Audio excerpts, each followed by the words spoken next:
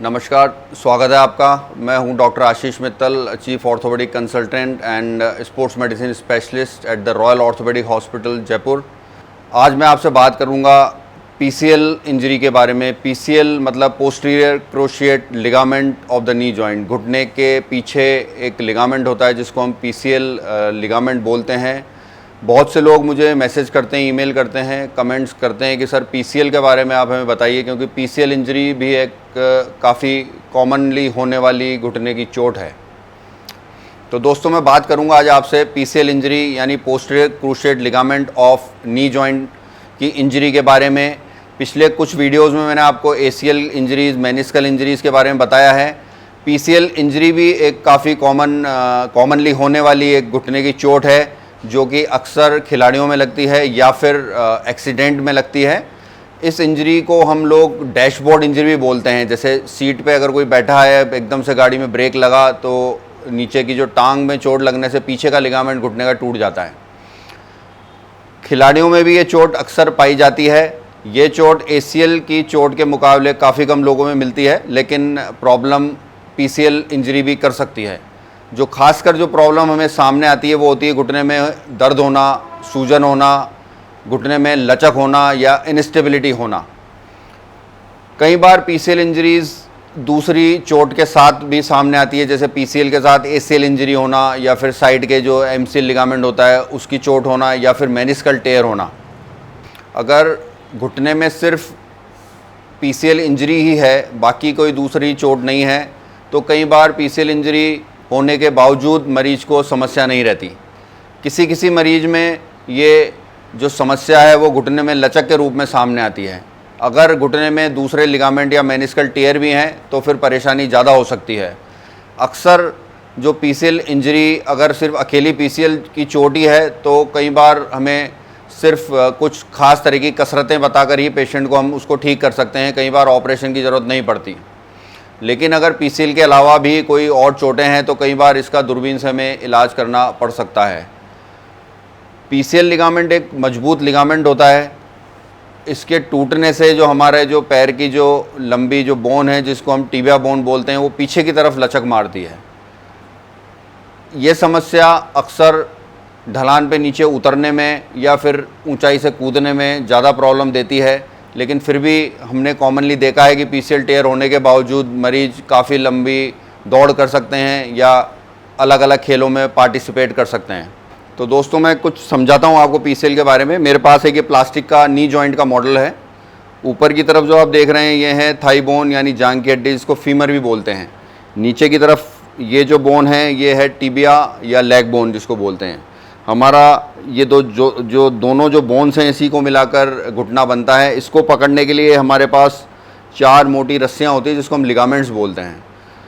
आगे वाला ligament ACL, sides के दोनों पीसीएल, एमसीएल और एलसीएल, और पीछे का जो लिगामेंट है ये पीछे वाला, इसको हम पीसीएल बोलते हैं, पोस्टीरियर क्रूशिएट लिगामेंट, जिसके बारे में हम आज बात कर रहे हैं। अगर ये टूट जाएगा तो ये जो नीचे की जो टांग की हड्डी है पीछे की तरफ लचक मारेगी, इस तरह से लचक मारेगी। नॉर्मली हमारा घुटना बिल्कुल मजबूत होता है, स्टेबल होता है। जब हम भागते हैं या कूदते हैं तो बिल्कुल जॉइंट सरकता नहीं है, लेकिन लिगामेंट टूटने से, पीसीएल टूटने से जॉइंट पीछे की तरफ लचक मारता है। इस तरह से देखिए आप। अक्सर जब ये पीसीएल की चोट होती है तो साथ में कई बार हमें छोटा बोन का टुकड़ा या छोटा फ्रैक्चर भी नज़र आता है एक्सरे में। या तो पीसीएल यहाँ से उखड़ता है या फिर बीच में से टूट जाता है। पीसीएल की चोट कहाँ पे है, नीचे बोन के साथ टूटा हुआ है या बीच में से टूटा हुआ है, इसके आधार पे हम डिसाइड करते हैं कि आगे उसका मैनेजमेंट क्या होगा। जैसा कि मैंने आपको बताया कि अगर सिर्फ पीसीएल टूटा हुआ है और बीच में से लिगामेंट टूटा हुआ है तो अक्सर हमें उसमें ऑपरेशन की ज़रूरत नहीं पड़ती है और ख़ास तरह की कसरतों से या फिजियोथेरेपी से ही उस चोट का समाधान किया जा सकता है। लेकिन अगर पीसीएल बोन के टुकड़े के साथ फ्रैक्चर हुआ है तो अक्सर ऐसे केसेस में हमें ऑपरेशन की ज़रूरत पड़ती है। जो पीसीएल उखड़ गया है उसको हम दूरबीन से या पीछे घुटने के पीछे से छोटा सा ऑपरेशन करके स्क्रू से उसको फिक्स कर देते हैं। ऐसा करने से वो पीसीएल जो उखड़ा हुआ है वो मजबूती से जुड़ जाता है और फ्यूचर में पेशेंट को कोई दिक्कत नहीं रहती है। लेकिन अगर पीसीएल के साथ दूसरे लिगामेंट्स या मेनिस्कल टेयर है तो कई बार हमें दूरबीन से आर्थ्रोस्कोपी से उसका ऑपरेशन करने की ज़रूरत पड़ सकती है। हमारे पास बहुत से लोग आते हैं ओपीडी में जिनको पीसीएल टेयर होता है, उन्हें बहुत सी जगह दिखाने पर सर्जरी एडवाइस की हुई होती है। हमने जब उन्हें देखा और पाया कि सिर्फ आइसोलेटेड या सिर्फ सिंगल पीसीएल इंजरी है तो रिहैब करवाने के बाद करीब 95% लोग बिना ऑपरेशन के ठीक हो गए, बशर्ते कि उन्होंने प्रॉपर फिजियोथेरेपी रिहैब की। लेकिन अगर किसी पेशेंट में पीसीएल के साथ एसीएल टेयर या मेनिस्कल टेयर हमें मिला तो अक्सर ऐसे पेशेंट्स में ऑपरेशन करना एडवाइजेबल होता है, क्योंकि ऐसे पेशेंट्स में लचक ज़्यादा होती है और लंबे समय तक घुटने में लचक रहने के कारण जॉइंट में आर्थराइटिस डेवलप होने का ख़तरा होता है या फिर मेनिस्कल टेयर होने का ख़तरा होता है। तो दोस्तों, मेरी सलाह यही है आपको कि अगर आपको आइसोलेटेड या सिर्फ सिंपल पीसीएल टेयर है तो उसमें बहुत चांसेस हैं, बहुत संभावना है कि आपको ऑपरेशन की ज़रूरत नहीं पड़ेगी। अगर आपका पीसीएल बोन के टुकड़े के साथ उखड़ा हुआ है तो बहुत संभावना है और बेटर है कि उसकी सर्जरी हो, उसका छोटा सा ऑपरेशन हो। अगर पीसीएल के साथ एसीएल टेयर है या एमसीएल टेयर है या मेनिस्कल टेयर है तो बेहतर है और बहुत संभावना है कि आपको इसमें ऑपरेशन की ज़रूरत पड़ेगी। अगर ऑपरेशन की ज़रूरत होती है तो ये पूरा ऑपरेशन दूरबीन के द्वारा या आर्थ्रोस्कोपी के द्वारा छोटे छेद से हो जाता है और ऑपरेशन के अगले दिन से ही हम मरीज को चलवा देते हैं। कुछ एक्सरसाइज होती हैं ख़ास तरह की जो कि पेशेंट अगले दिन से ही कर सकता है। थोड़े दिन पेशेंट्स को चलने के लिए वॉकर या क्रच की सहारे की ज़रूरत पड़ती है।